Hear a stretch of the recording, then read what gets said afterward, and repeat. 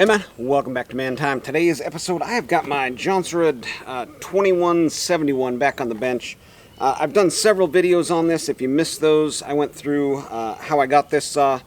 It was a mechanic special. It was a real basket case. Went through, ported it up, ended up finding out that the crankshaft was bad, had to go back in, swap the crankshaft out. And then once it was all said and done, the gas tank leaked, and the seam right here was cracked kind of all the way through. It looked like somebody was trying to do some work to it, pried it apart, maybe trying to get at the trigger group or something. Either way, tried to plastic weld it, and then it was still leaking. JB welded it, still leaking. Had to bite the bullet. See if we can get this new tank on today. Welcome to Man Time.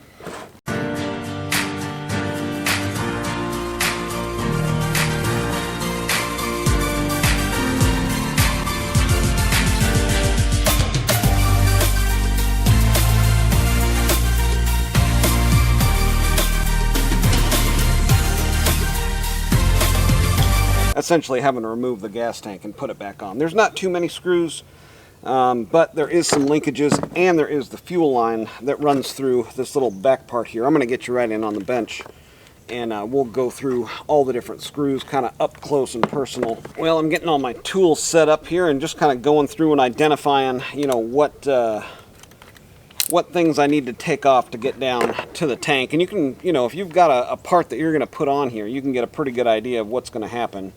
Of course, you got where your fuel line, you know, goes into the tank.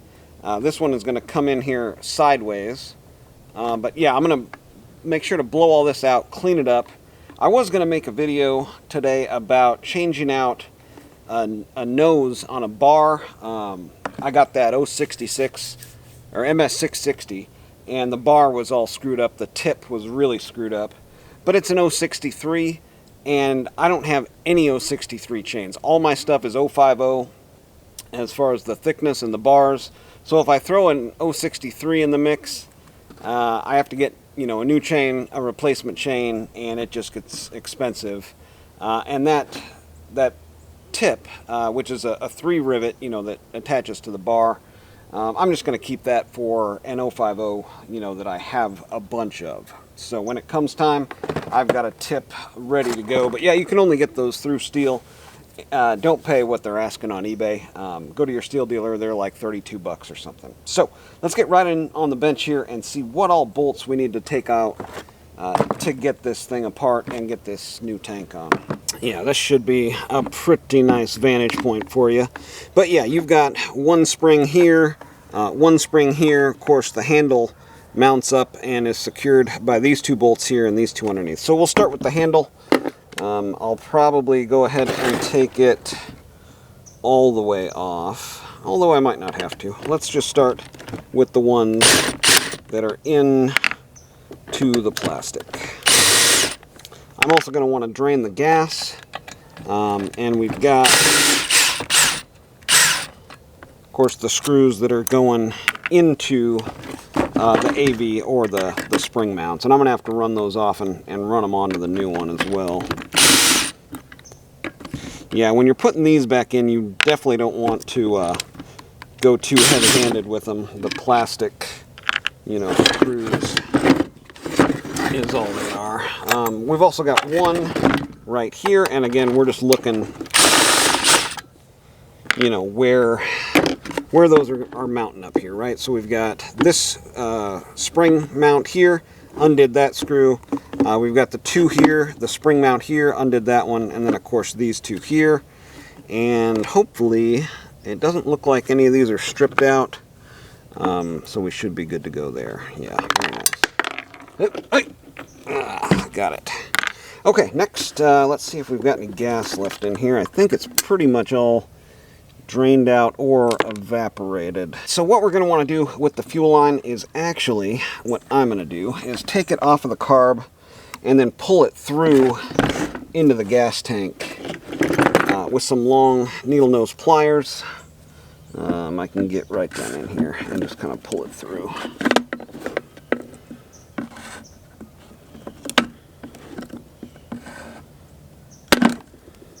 There we go. Alright, so that is still a good fuel filter. I'm going to put that somewhere a little cleaner.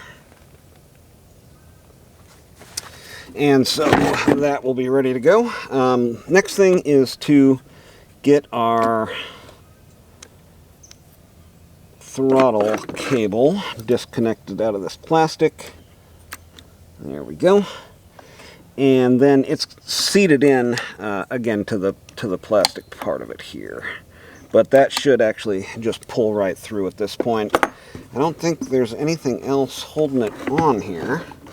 And you should just kind of be able to work it loose. Now there is a limiter. Sometimes it's helpful to get this limiter out of there also. It normally will come by leaving that limiter in there, but you can see it's got threads and then it's machined down. But that just kind of sits inside of the tank.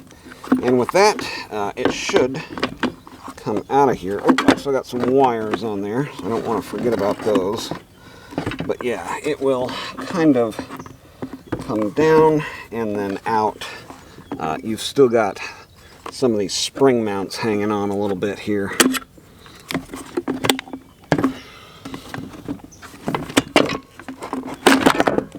There we go. Oh, yeah, wires came disconnected on their own there. But yeah, you can see where I tried to make this plastic weld and it just did not work. So, but yeah, this has got a good trigger assembly and quite a few good parts on it. So I'm just going to take these spring mounts off, transfer them over to the new tank, and then we'll get it going back on there. You also want to make sure that this rubber piece is missing. So there's a rubber piece also that goes on there that should be around here somewhere.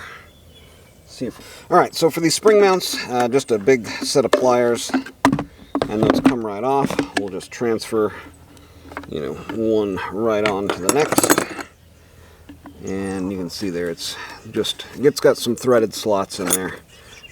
Pretty simple here, and it comes up to a hard stop right there. So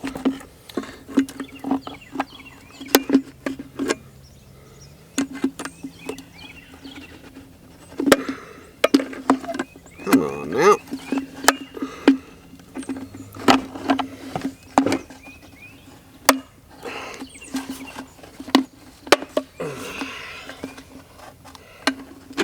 Well, that one was certainly on there. And this will be, like I said, a good part saw. I got a nice switch right there that works. But yeah, this one came fully functional with a throttle cable. And these throttle cables are not cheap. And they're not the easiest to find either. So we're right up there against that hard stop. Got that one on there. I did manage to find the rubber for the internal limiter. That looks like this. It's just a round piece of rubber. I mean, you could, find something like that. It's going to be about a 3/8 ID and 1/2 inch OD, or somewhere pretty close to there. And that is going to sit again just right inside of there. So as we're going to get this back on there, that's going to be our first thing we're going to do, is get that lined up with the side of the case. Let's also get our throttle cable lined up and through there, and then make sure, again, as it's coming back together, we've got, yeah, that rubber will continuously want to just slide off of there, and so you really got to pay attention as this is coming back together. There we go. Not bad, not bad at all. Alright, so you don't always need these, but there are times when it's just really the only tool to get the job done. So there we go. That is our fuel line. And then what we're going to do here is clip it, just right at where we were hanging on to it here. Alright, how much do we got left? Oh, we got plenty. Okay, so I'll get this hooked up here, and then we can pull a little bit more slack into the tank. Yeah, there's plenty here.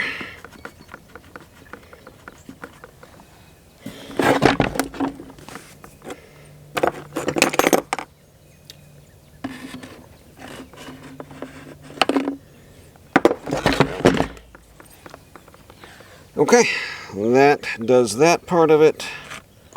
Now we can get our there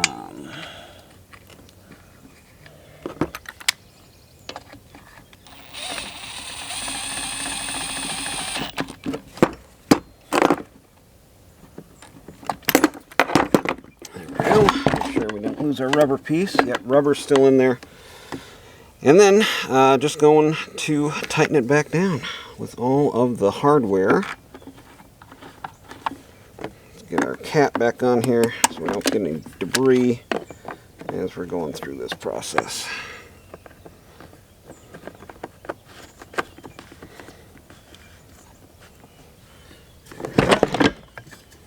Let's get this handle on here, huh?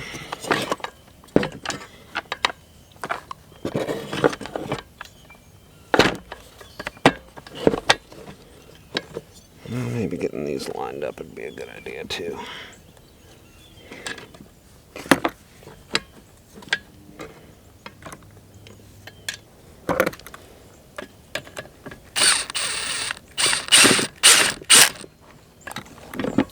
There we go. And we'll get this one in. And finally, going back to our plastic screws. Now, on this one, I'm going to move this way down, right? We don't want it stripped out. And typically I'd use like a T-handle. I just don't have any quite readily available here. So.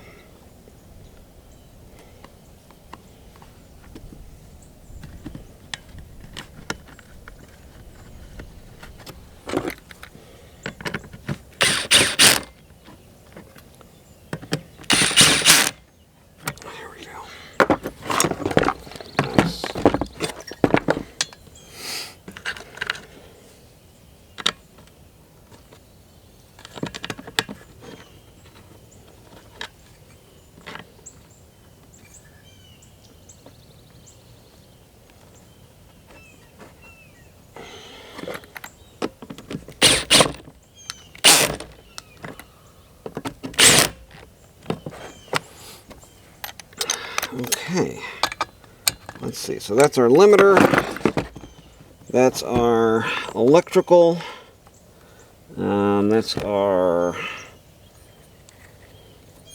throttle cable, get that one in here, yeah, that's going to feed up like that, open up the throttle catch, make sure all that's working, get our... Oh, the top cover actually has to go on before the air filter for this particular setup. So let's get that top cover on.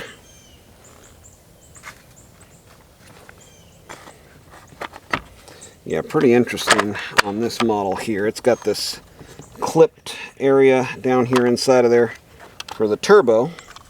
I guess that's where the turbo is located. They don't tell you that stuff in the manual. But yeah, now we can go to tightening this back up, and we should be about ready to get some gas in it and get her fired up. Alright, we are getting there. I'm sure you guys have noticed videos are not coming out as frequently. The 5 of you men out there that watch the channel. What I'm basically showing you with the barn door build is like day 1 of a 5-day project, right? There is a bunch of stuff that I need to do and am doing with the I-beam and stuff. Of course, it gets pretty slow. There's several videos that I have that are like the first half of it, and then I'm waiting, you know, to get enough work progress done to be able to film the rest of it. So yeah, videos are going to be coming out quite a bit slower than they normally would, because I am actually doing like videos that take a bunch of work. The projects that I'm doing take a bunch of work. The video takes the same amount of time, but it's over a period of time versus just something like this where it's quick and easy, on the bench, simple repair, something I can do. But yeah, this is something that I actually enjoy doing, where building a house inside of a metal building is not something that I enjoy doing, but something I have to do, you know, for my family and for my future of this property here. So it is pretty rewarding once you get done. It's just a lot slower to get that reward, right? There's a lot more work involved to get one little thing done where it actually looks like you've accomplished something. But yeah, more videos coming up on that, where I'm finishing out the mezzanine, finishing out building the house. But man, I really wanted to hear this saw run. Hopefully that switch works. I probably should have tested that. But yeah, this is one of my favorite saws. I have the MS440 up at the other place now. So just looking around down here, if we have it hits the fan situation, this is the only one I've got kind of at the ready, and it was leaking fuel. Let's see, at the ready, well, I've got my new MS660, I've got the G660, I've got a 3120, all ridiculously 20 plus, plus pound chainsaws. And then I do have the old reliable Husqvarna 262, I've got an 036, and then this one. So,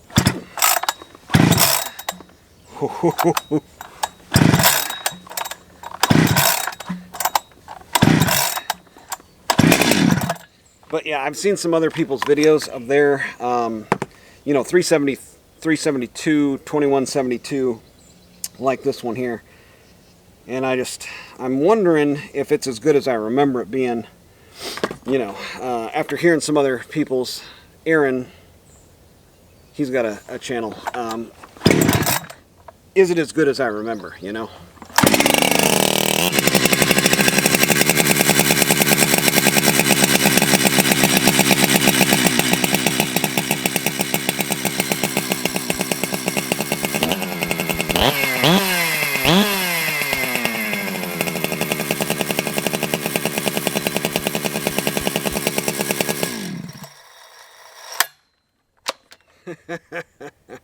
Alright, I'm not going to drain out all of my bar oil running this thing, but it is ready. Minimal amounts of pulls there to get the fuel drawn up. No leaking from the tank, so successful repair overall. But yeah, that's going to be it for today on Man Time. If you like this type of stuff, again, make sure to subscribe.